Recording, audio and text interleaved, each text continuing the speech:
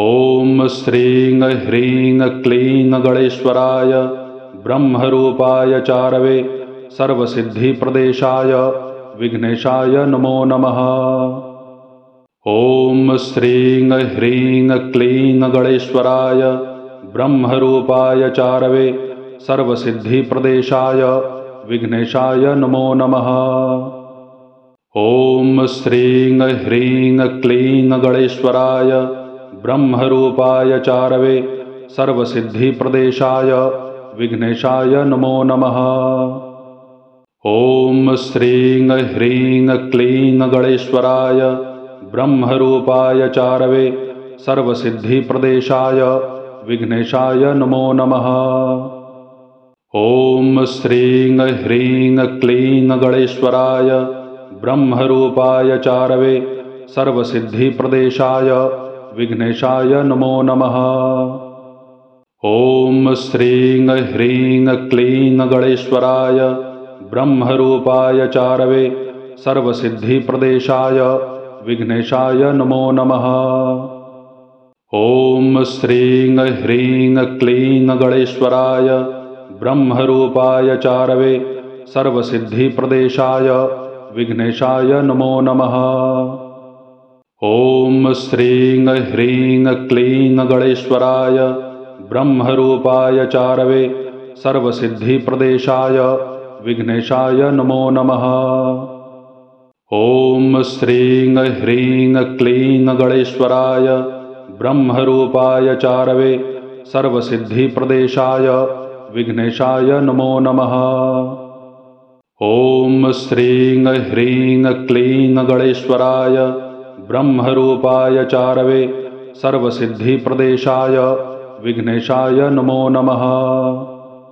ॐ श्रीं ह्रीं क्लीं गणेश्वराय ब्रह्मरूपाय चारवे सर्वसिद्धिप्रदेशाय विघ्नेशाय नमो नमः। ॐ श्रीं ह्रीं क्लीं गणेश्वराय ब्रह्मरूपाय चारवे सर्वसिद्धिप्रदेशाय विघ्नेशाय नमो नमः। ॐ श्रीं ह्रीं क्लीं गणेश्वराय ब्रह्मरूपाय चारवे सर्वसिद्धिप्रदेशाय विघ्नेशाय नमो नमः। ॐ श्रीं ह्रीं क्लीं गणेश्वराय ब्रह्मरूपाय चारवे सर्वसिद्धिप्रदेशाय विघ्नेशाय नमो नमः। ॐ श्रीं ह्रीं क्लीं गणेश्वराय ब्रह्मरूपाय चारवे सर्वसिद्धिप्रदेशाय विघ्नेशाय नमो नमः। ॐ श्रीं ह्रीं क्लीं गणेश्वराय ब्रह्मरूपाय चारवे सर्वसिद्धिप्रदेशाय विघ्नेशाय नमो नमः।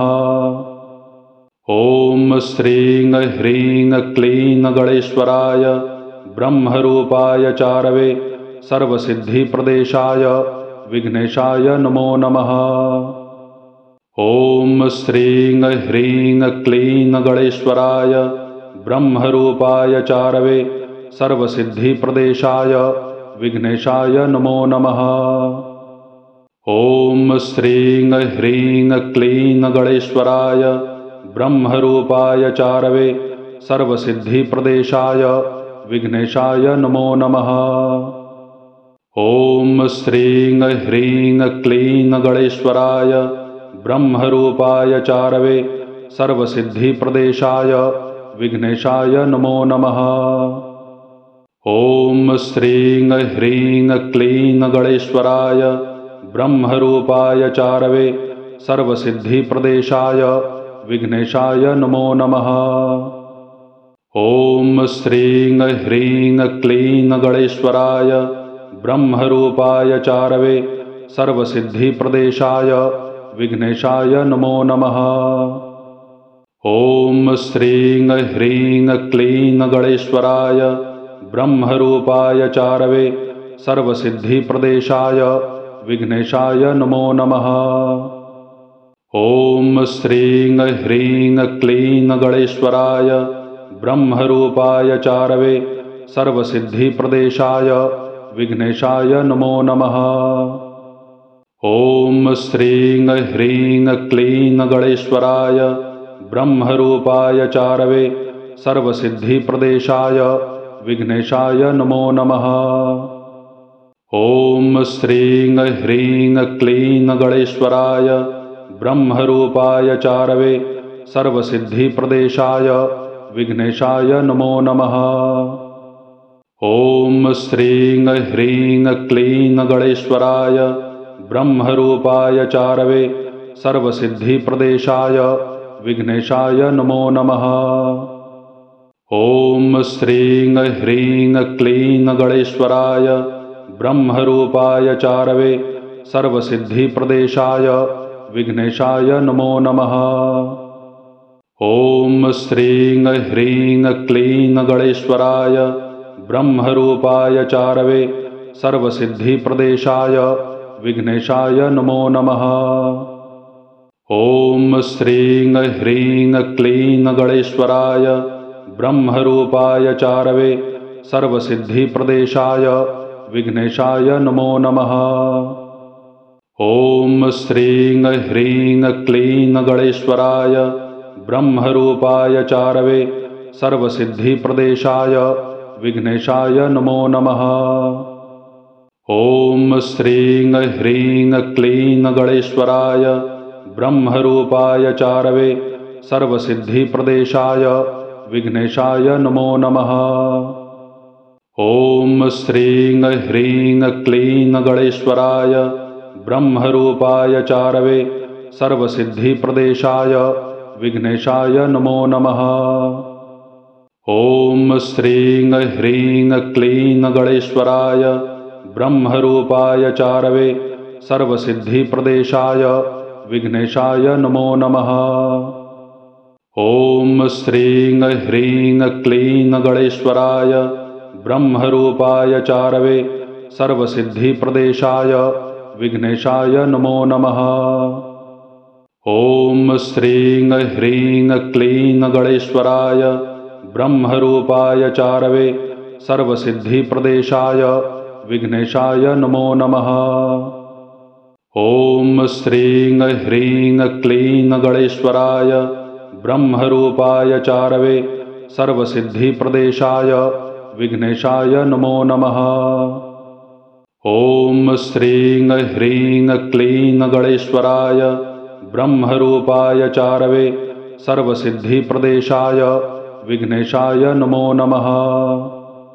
ॐ श्रीं ह्रीं क्लीं गणेश्वराय ब्रह्मरूपाय चारवे सर्वसिद्धिप्रदेशाय विघ्नेशाय नमो नमः। ॐ श्रीं ह्रीं क्लीं गणेश्वराय ब्रह्मरूपाय चारवे सर्वसिद्धिप्रदेशाय विघ्नेशाय नमो नमः।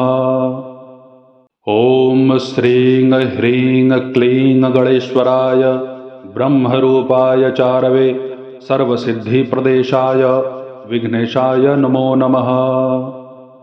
ॐ श्रीं ह्रीं क्लीं गणेश्वराय ब्रह्मरूपाय चारवे सर्वसिद्धिप्रदेशाय विघ्नेशाय नमो नमः। ॐ श्रीं ह्रीं क्लीं गणेश्वराय ब्रह्मरूपाय चारवे सर्वसिद्धिप्रदेशाय विघ्नेशाय नमो नमः। ॐ श्रीं ह्रीं क्लीं गणेश्वराय ब्रह्मरूपाय चारवे सर्वसिद्धिप्रदेशाय विघ्नेशाय नमो नमः। ॐ श्रीं ह्रीं क्लीं गणेश्वराय ब्रह्मरूपाय चारवे सर्वसिद्धिप्रदेशाय विघ्नेशाय नमो नमः। ॐ श्रीं ह्रीं क्लीं गणेश्वराय ब्रह्मरूपाय चारवे सर्वसिद्धिप्रदेशाय विघ्नेशाय नमो नमः। ॐ श्रीं ह्रीं क्लीं गणेश्वराय ब्रह्मरूपाय चारवे सर्वसिद्धिप्रदेशाय विघ्नेशाय नमो नमः। ॐ श्रीं ह्रीं क्लीं गणेश्वराय ब्रह्मरूपाय चारवे सर्वसिद्धिप्रदेशाय विघ्नेशाय नमो नमः। ॐ श्रीं ह्रीं क्लीं गणेश्वराय ब्रह्मरूपाय चारवे सर्वसिद्धिप्रदेशाय विघ्नेशाय नमो नमः। ॐ श्रीं ह्रीं क्लीं गणेश्वराय ब्रह्मरूपाय चारवे सर्वसिद्धिप्रदेशाय विघ्नेशाय नमो नमः। ॐ श्रीं ह्रीं क्लीं गणेश्वराय ब्रह्मरूपाय चारवे सर्वसिद्धिप्रदेशाय विघ्नेशाय नमो नमः। ॐ श्रीं ह्रीं क्लीं गणेश्वराय ब्रह्मरूपाय चारवे सर्वसिद्धिप्रदेशाय विघ्नेशाय नमो नमः। ॐ श्रीं ह्रीं क्लीं गणेश्वराय ब्रह्मरूपाय चारवे सर्वसिद्धिप्रदेशाय विघ्नेशाय नमो नमः। ॐ श्रीं ह्रीं क्लीं गणेश्वराय ब्रह्मरूपाय चारवे सर्वसिद्धिप्रदेशाय विघ्नेशाय नमो नमः। ॐ श्रीं ह्रीं क्लीं गणेश्वराय ब्रह्मरूपाय चारवे सर्वसिद्धिप्रदेशाय विघ्नेशाय नमो नमः। ॐ श्रीं ह्रीं क्लीं गणेश्वराय ब्रह्मरूपाय चारवे सर्वसिद्धिप्रदेशाय विघ्नेशाय नमो नमः। ॐ श्रीं ह्रीं क्लीं गणेश्वराय ब्रह्मरूपाय चारवे सर्वसिद्धिप्रदेशाय विघ्नेशाय नमो नमः। ॐ श्रीं ह्रीं क्लीं गणेश्वराय ब्रह्मरूपाय चारवे सर्वसिद्धिप्रदेशाय विघ्नेशाय नमो नमः। ॐ श्रीं ह्रीं क्लीं गणेश्वराय ब्रह्मरूपाय चारवे सर्वसिद्धिप्रदेशाय विघ्नेशाय नमो नमः। ॐ श्रीं ह्रीं क्लीं गणेश्वराय ब्रह्मरूपाय चारवे सर्वसिद्धिप्रदेशाय विघ्नेशाय नमो नमः। ॐ श्रीं ह्रीं क्लीं गणेश्वराय ब्रह्मरूपाय चारवे सर्वसिद्धिप्रदेशाय विघ्नेशाय नमो नमः। ॐ श्रीं ह्रीं क्लीं गणेश्वराय ब्रह्मरूपाय चारवे सर्वसिद्धिप्रदेशाय विघ्नेशाय नमो नमः। ॐ श्रीं ह्रीं क्लीं गणेश्वराय ब्रह्मरूपाय चारवे सर्वसिद्धिप्रदेशाय विघ्नेशाय नमो नमः। ॐ श्रीं ह्रीं क्लीं गणेश्वराय ब्रह्मरूपाय चारवे सर्वसिद्धिप्रदेशाय विघ्नेशाय नमो नमः। ॐ श्रीं ह्रीं क्लीं गणेश्वराय ब्रह्मरूपाय चारवे सर्वसिद्धिप्रदेशाय विघ्नेशाय नमो नमः। ॐ श्रीं ह्रीं क्लीं गणेश्वराय ब्रह्मरूपाय चारवे सर्वसिद्धिप्रदेशाय विघ्नेशाय नमो नमः। ॐ श्रीं ह्रीं क्लीं गणेश्वराय ब्रह्मरूपाय चारवे सर्वसिद्धिप्रदेशाय विघ्नेशाय नमो नमः। ॐ श्रीं ह्रीं क्लीं गणेश्वराय ब्रह्मरूपाय चारवे सर्वसिद्धिप्रदेशाय विघ्नेशाय नमो नमः। ॐ श्रीं ह्रीं क्लीं गणेश्वराय ब्रह्मरूपाय चारवे सर्वसिद्धिप्रदेशाय विघ्नेशाय नमो नमः। ॐ श्रीं ह्रीं क्लीं गणेश्वराय ब्रह्मरूपाय चारवे सर्वसिद्धिप्रदेशाय विघ्नेशाय नमो नमः। ॐ श्रीं ह्रीं क्लीं गणेश्वराय ब्रह्मरूपाय चारवे सर्वसिद्धिप्रदेशाय विघ्नेशाय नमो नमः। ॐ श्रीं ह्रीं क्लीं गणेश्वराय ब्रह्मरूपाय चारवे सर्वसिद्धिप्रदेशाय विघ्नेशाय नमो नमः। ॐ श्रीं ह्रीं क्लीं गणेश्वराय ब्रह्मरूपाय चारवे सर्वसिद्धिप्रदेशाय विघ्नेशाय नमो नमः। ॐ श्रीं ह्रीं क्लीं गणेश्वराय ब्रह्मरूपाय चारवे सर्वसिद्धिप्रदेशाय विघ्नेशाय नमो नमः। ॐ श्रीं ह्रीं क्लीं गणेश्वराय ब्रह्मरूपाय चारवे सर्वसिद्धिप्रदेशाय विघ्नेशाय नमो नमः। ॐ श्रीं ह्रीं क्लीं गणेश्वराय ब्रह्मरूपाय चारवे सर्वसिद्धिप्रदेशाय विघ्नेशाय नमो नमः। ॐ श्रीं ह्रीं क्लीं गणेश्वराय ब्रह्मरूपाय चारवे सर्वसिद्धिप्रदेशाय विघ्नेशाय नमो नमः।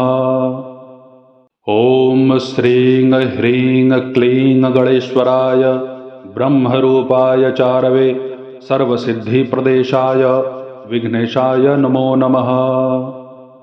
ॐ श्रीं ह्रीं क्लीं गणेश्वराय ब्रह्मरूपाय चारवे सर्वसिद्धिप्रदेशाय विघ्नेशाय नमो नमः। ॐ श्रीं ह्रीं क्लीं गणेश्वराय ब्रह्मरूपाय चारवे सर्वसिद्धिप्रदेशाय विघ्नेशाय नमो नमः।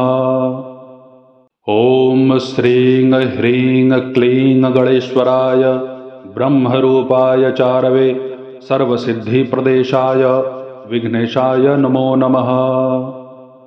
ॐ श्रीं ह्रीं क्लीं गणेश्वराय ब्रह्मरूपाय चारवे सर्वसिद्धिप्रदेशाय विघ्नेशाय नमो नमः। ॐ श्रीं ह्रीं क्लीं गणेश्वराय ब्रह्मरूपाय चारवे सर्वसिद्धिप्रदेशाय विघ्नेशाय नमो नमः। ॐ श्रीं ह्रीं क्लीं गणेश्वराय ब्रह्मरूपाय चारवे सर्वसिद्धिप्रदेशाय विघ्नेशाय नमो नमः। ॐ श्रीं ह्रीं क्लीं गणेश्वराय ब्रह्मरूपाय चारवे सर्वसिद्धिप्रदेशाय विघ्नेशाय नमो नमः। ॐ श्रीं ह्रीं क्लीं गणेश्वराय ब्रह्मरूपाय चारवे सर्वसिद्धिप्रदेशाय विघ्नेशाय नमो नमः। ॐ श्रीं ह्रीं क्लीं गणेश्वराय ब्रह्मरूपाय चारवे सर्वसिद्धिप्रदेशाय विघ्नेशाय नमो नमः। ॐ श्रीं ह्रीं क्लीं गणेश्वराय ब्रह्मरूपाय चारवे सर्वसिद्धिप्रदेशाय विघ्नेशाय नमो नमः। ॐ श्रीं ह्रीं क्लीं गणेश्वराय ब्रह्मरूपाय चारवे सर्वसिद्धिप्रदेशाय विघ्नेशाय नमो नमः। ॐ श्रीं ह्रीं क्लीं गणेश्वराय ब्रह्मरूपाय चारवे सर्वसिद्धिप्रदेशाय विघ्नेशाय नमो नमः। ॐ श्रीं ह्रीं क्लीं गणेश्वराय ब्रह्मरूपाय चारवे सर्वसिद्धिप्रदेशाय विघ्नेशाय नमो नमः। ॐ श्रीं ह्रीं क्लीं गणेश्वराय ब्रह्मरूपाय चारवे सर्वसिद्धिप्रदेशाय विघ्नेशाय नमो नमः। ॐ श्रीं ह्रीं क्लीं गणेश्वराय ब्रह्मरूपाय चारवे सर्वसिद्धिप्रदेशाय विघ्नेशाय नमो नमः। ॐ श्रीं ह्रीं क्लीं गणेश्वराय ब्रह्मरूपाय चारवे सर्वसिद्धिप्रदेशाय विघ्नेशाय नमो नमः। ॐ श्रीं ह्रीं क्लीं गणेश्वराय ब्रह्मरूपाय चारवे सर्वसिद्धिप्रदेशाय विघ्नेशाय नमो नमः। ॐ श्रीं ह्रीं क्लीं गणेश्वराय ब्रह्मरूपाय चारवे सर्वसिद्धिप्रदेशाय विघ्नेशाय नमो नमः। ॐ श्रीं ह्रीं क्लीं गणेश्वराय ब्रह्मरूपाय चारवे सर्वसिद्धिप्रदेशाय विघ्नेशाय नमो नमः। ॐ श्रीं ह्रीं क्लीं गणेश्वराय ब्रह्मरूपाय चारवे सर्वसिद्धिप्रदेशाय विघ्नेशाय नमो नमः। ॐ श्रीं ह्रीं क्लीं गणेश्वराय ब्रह्मरूपाय चारवे सर्वसिद्धिप्रदेशाय विघ्नेशाय नमो नमः। ॐ श्रीं ह्रीं क्लीं गणेश्वराय ब्रह्मरूपाय चारवे सर्वसिद्धिप्रदेशाय विघ्नेशाय नमो नमः। ॐ श्रीं ह्रीं क्लीं गणेश्वराय ब्रह्मरूपाय चारवे सर्वसिद्धिप्रदेशाय विघ्नेशाय नमो नमः। ॐ श्रीं ह्रीं क्लीं गणेश्वराय ब्रह्मरूपाय चारवे सर्वसिद्धिप्रदेशाय विघ्नेशाय नमो नमः। ॐ श्रीं ह्रीं क्लीं गणेश्वराय ब्रह्मरूपाय चारवे सर्वसिद्धिप्रदेशाय विघ्नेशाय नमो नमः। ॐ श्रीं ह्रीं क्लीं गणेश्वराय ब्रह्मरूपाय चारवे सर्वसिद्धिप्रदेशाय विघ्नेशाय नमो नमः। ॐ श्रीं ह्रीं क्लीं गणेश्वराय ब्रह्मरूपाय चारवे सर्वसिद्धिप्रदेशाय विघ्नेशाय नमो नमः। ॐ श्रीं ह्रीं क्लीं गणेश्वराय ब्रह्मरूपाय चारवे सर्वसिद्धिप्रदेशाय विघ्नेशाय नमो नमः। ॐ श्रीं ह्रीं क्लीं गणेश्वराय ब्रह्मरूपाय चारवे सर्वसिद्धिप्रदेशाय विघ्नेशाय नमो नमः। ॐ श्रीं ह्रीं क्लीं गणेश्वराय ब्रह्मरूपाय चारवे सर्वसिद्धिप्रदेशाय विघ्नेशाय नमो नमः। ॐ श्रीं ह्रीं क्लीं गणेश्वराय ब्रह्मरूपाय चारवे सर्वसिद्धिप्रदेशाय विघ्नेशाय नमो नमः। ॐ श्रीं ह्रीं क्लीं गणेश्वराय ब्रह्मरूपाय चारवे सर्वसिद्धिप्रदेशाय विघ्नेशाय नमो नमः। ॐ श्रीं ह्रीं क्लीं गणेश्वराय ब्रह्मरूपाय चारवे सर्वसिद्धिप्रदेशाय विघ्नेशाय नमो नमः। ॐ श्रीं ह्रीं क्लीं गणेश्वराय ब्रह्मरूपाय चारवे सर्वसिद्धिप्रदेशाय विघ्नेशाय नमो नमः। ॐ श्रीं ह्रीं क्लीं गणेश्वराय ब्रह्मरूपाय चारवे सर्वसिद्धिप्रदेशाय विघ्नेशाय नमो नमः। ॐ श्रीं ह्रीं क्लीं गणेश्वराय ब्रह्मरूपाय चारवे सर्वसिद्धिप्रदेशाय विघ्नेशाय नमो नमः। ॐ श्रीं ह्रीं क्लीं गणेश्वराय ब्रह्मरूपाय चारवे सर्वसिद्धिप्रदेशाय विघ्नेशाय नमो नमः। ॐ श्रीं ह्रीं क्लीं गणेश्वराय ब्रह्मरूपाय चारवे सर्वसिद्धिप्रदेशाय विघ्नेशाय नमो नमः। ॐ श्रीं ह्रीं क्लीं गणेश्वराय ब्रह्मरूपाय चारवे सर्वसिद्धिप्रदेशाय विघ्नेशाय नमो नमः। ॐ श्रीं ह्रीं क्लीं गणेश्वराय ब्रह्मरूपाय चारवे सर्वसिद्धिप्रदेशाय विघ्नेशाय नमो नमः। ॐ श्रीं ह्रीं क्लीं गणेश्वराय ब्रह्मरूपाय चारवे सर्वसिद्धिप्रदेशाय विघ्नेशाय नमो नमः।